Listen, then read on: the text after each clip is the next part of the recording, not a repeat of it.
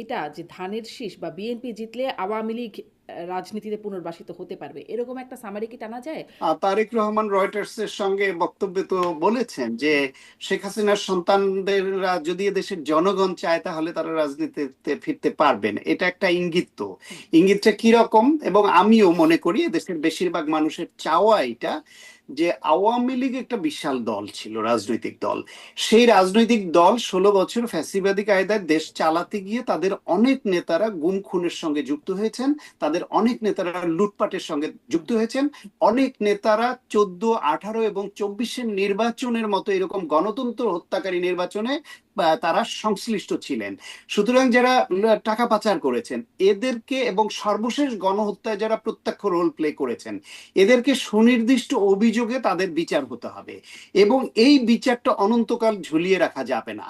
দ্রুততম সময়ের মধ্যে সঠিক তদন্ত করে এদেরকে বিচারের আওতায় আনতে হবে। এখন এদের বিচারটা হয়ে গেলে, রায় হলে, বাকি যে বিশাল আওয়ামী লীগের সমর্থক জনগোষ্ঠী থাকলো তাদেরকে কি করবে? শেখ মুজিবুর রহমান তো 72 সনে যুদ্ধ অপরাধী, মুক্তিযুদ্ধ বিরোধী শক্তি, তাদেরকেও পর্যন্ত ওই সুনির্দিষ্ট ফৌজদারি অপরাধে অপরাধী ছাড়া বাকি সবাইকে সাধারণ ক্ষমা ঘোষণা করে দিলেন।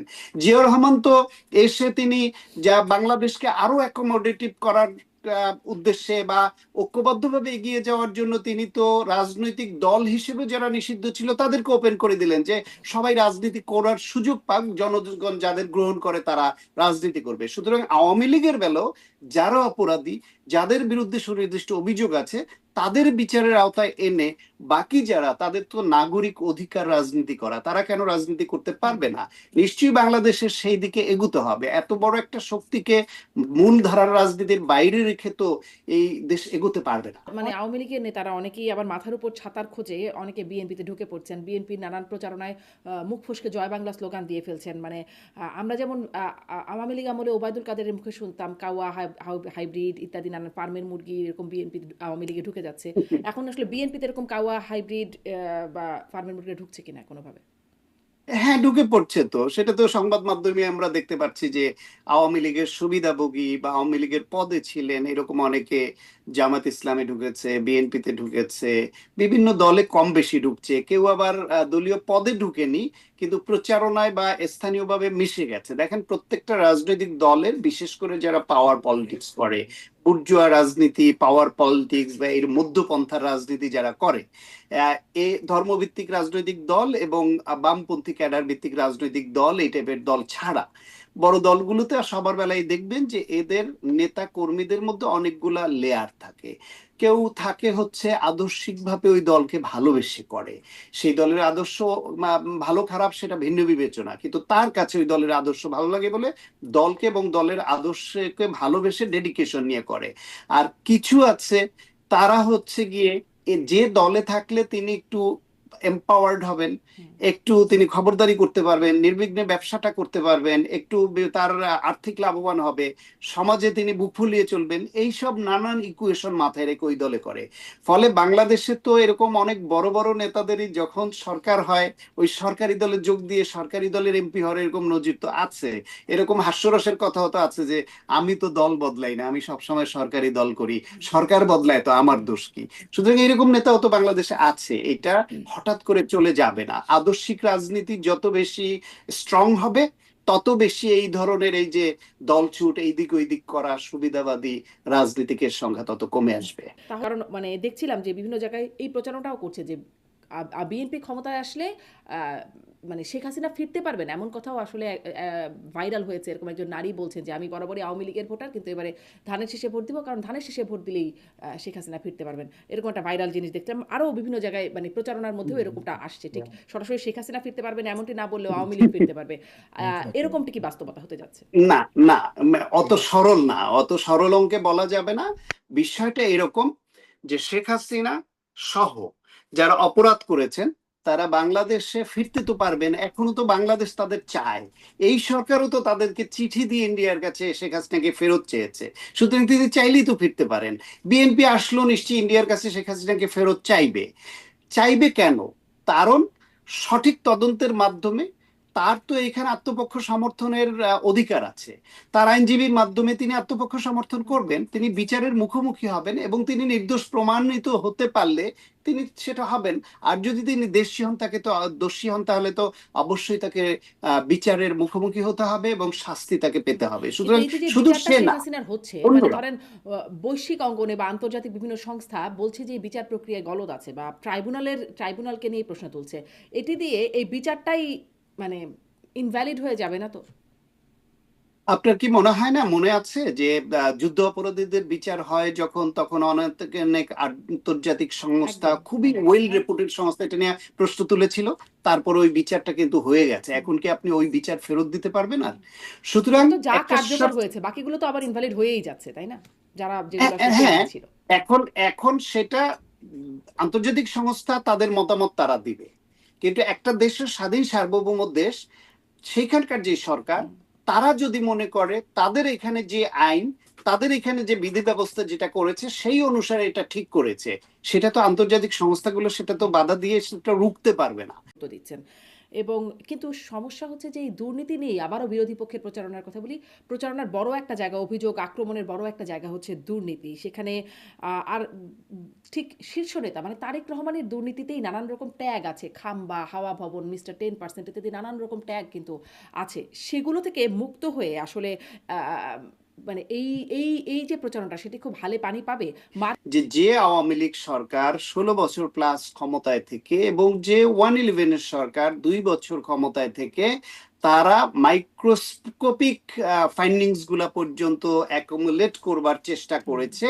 সেই অবস্থায় তারা কোনোভাবে তারেক রহমানের প্রত্যক্ষ কোনো দুর্নীতির এমন কোনো এভিডেন্স জাতির সামনে হাজির করতে পারেনি, যেটা দ্বারা মনে হয় যে তারেক রহমান রাষ্ট্রের ব্যাপক অর্থ সম্পদ দুর্নীতি করে এই পাচার করেছেন বা এই সম্পদ করেছেন বা এইখানে তার এই সম্পৃক্ততা ছিল। সেই রকম কোনো এভিডেন্স আপনার হাতে বা আমাদের হাতে এই আমাদের আওয়ামী লীগ কোনো সরকার রাজনৈতিক নেতার বিরুদ্ধে দিতে মানে শীর্ষ পেরেছে কিনা? নেতাদের বিরুদ্ধে এমন কোনো অভিযোগ কি কখনো একদম প্রমাণিত মাইক্রোস্কোপিক বিষয় দিয়ে একদম নির্ভেজালভাবে প্রমাণিত আছে? 111 সরকার আসার পরে শেখ হাসিনার নামে দুর্নীতির মামলা হয়েছিল খালেদা জিয়ার থেকে 3 গুণ বেশি। এখন যত পরবর্তীতে সেটা শেখ হাসিনা ক্ষমতায় আসলো, সব উঠে গেল। খালেদা জিয়ার নামে ছিল 5টা মামলা, সেই মামলা 36টা হয়ে গেল। এইটা ক্ষমতার পরিবর্তনের পরে হলো।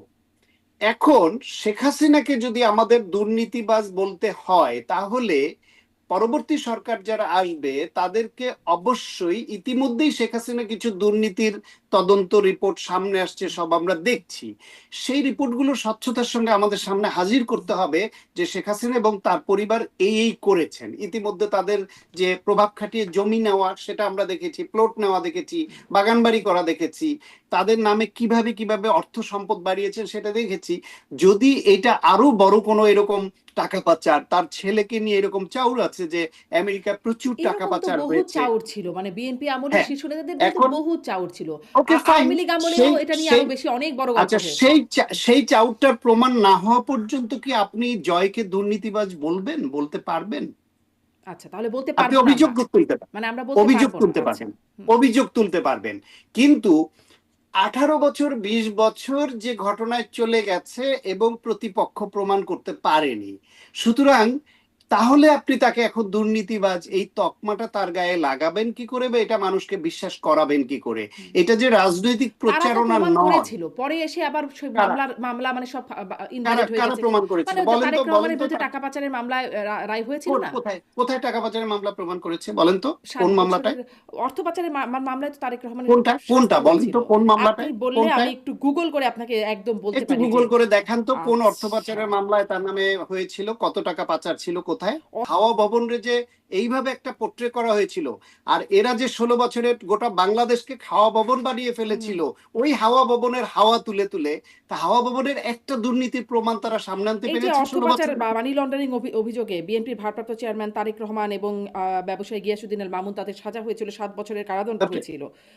কত টাকা কোন দেশে পাচার করেছে দেখেন তো। গিয়াসউদ্দিন আল মামুনের একটা কার্ড ছিল, সেই কার্ড সংক্রান্ত একটা হুম। বিষয়ে কত টাকা সেটা জি। আপনি কোটি টাকার নিচের একটা সামান্য বিষয় নিয়ে আপনি ওইভাবে মিথ্যা একটা সাপ্লিমেন্টারি কার্ড দিয়ে সে ব্যবহার করেছে, এটাকে বানিয়েছিল। আর সেইখানে আপনার এই হাওয়া ভবন এবং সব নিয়ে আপনি হাজার কোটি শত কোটি টাকার গল্প ছড়িয়েছেন, এবং সেটাও সত্যতা কতখানি সেটা এখন আবার পুনঃ তদন্ত হলে বোঝা যাবে। রাষ্ট্র ক্ষমতায় যখন থাকে তখন 16 বছর ধরে চেষ্টা করে একটা সাপ্লিমেন্টারি কার্ড ব্যবহারের, বিদেশে গিয়ে খরচ করেছে বা কি করেছে, সেই সেই একটা ক্ষুদ্র জিনিস বের করেছেন।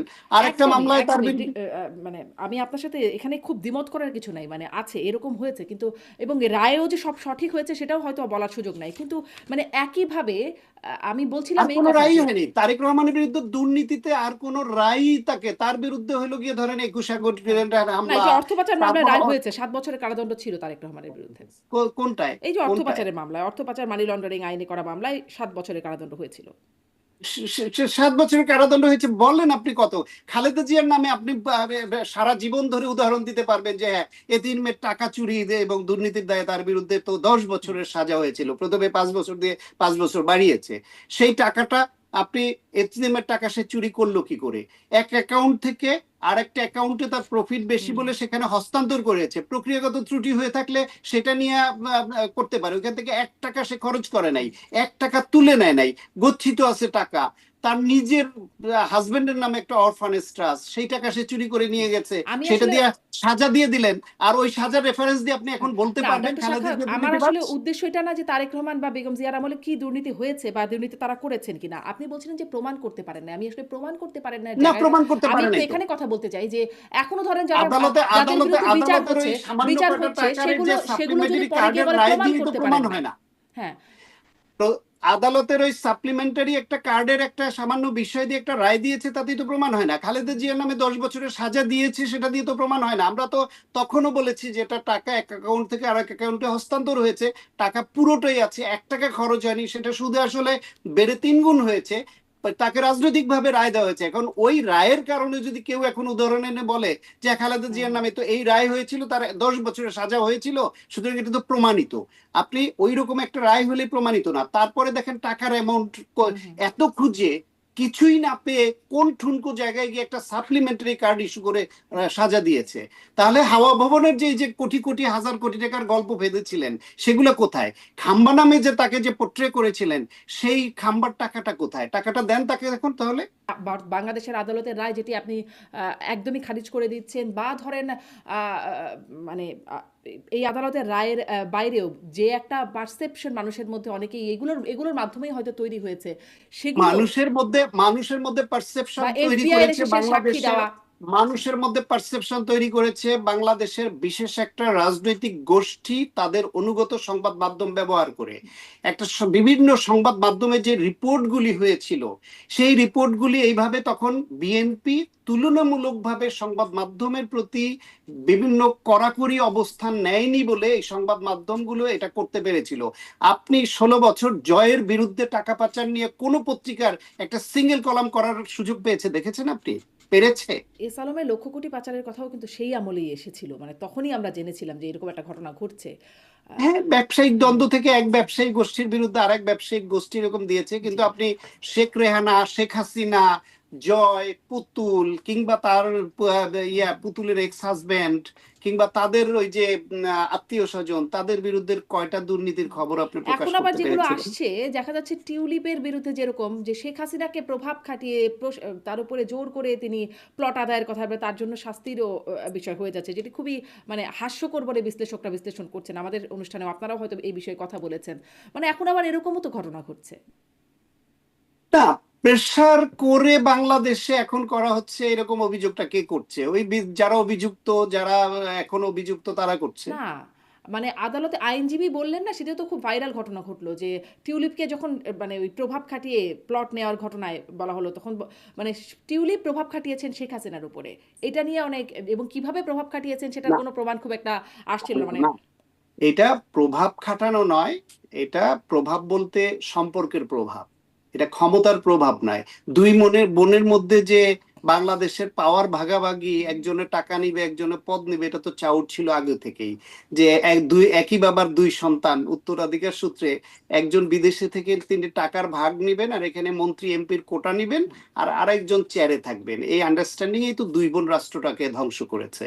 এবং তার মধ্যে এক বোনের সন্তান যিনি, তিনি আবার শেখ হাসিনার দুর্দিনে ইন্টারন্যাশনাল সাপোর্ট, ইউকের সাপোর্ট, রাশিয়ার সাপোর্ট, বিভিন্ন ব্যবসায় ডিল করে এগুলো করেছেন, সেগুলো তো অপ্রকাশিত নয়। সবকিছু প্রকাশ হয়, কিন্তু আবার ক্ষমতার পরিবর্তনে গিয়ে ওই প্রকাশটা মাইক্রোস্কোপিক ভাবে প্রকাশিত, মানে প্রমাণিত হ্যাঁ হয় হ্যাঁ, না, এই বিষয়গুলো চলে আসে। সেখানেই আমি বলছি, এটি একটা সেখানেই দুর্ভাগ্য। আমি বলছি, সেখানেই আমি বলছি তারেক রহমানের বিরুদ্ধে হাওয়া ভবনকে যেইভাবে একটা হুম। মিথ তৈরি করা হয়েছিল হাওয়া ভবনকে নিয়ে, সেই হাওয়া ভবন কেন্দ্রিক একটা দুর্নীতিও 111-এর সরকার বা আওয়ামী লীগ 16 বছরে প্রমাণ করতে ব্যর্থ হলো কেন, সেই প্রশ্নটা আওয়ামী লীগকে নিশ্চয়ই, কোনোদিন কেউ নিশ্চয়ই। করেনি এবং আপনারা। এরকম মিথ যেন আর না থাকে, যেগুলো প্রমাণিত হয়, যেগুলো সত্যিই যেন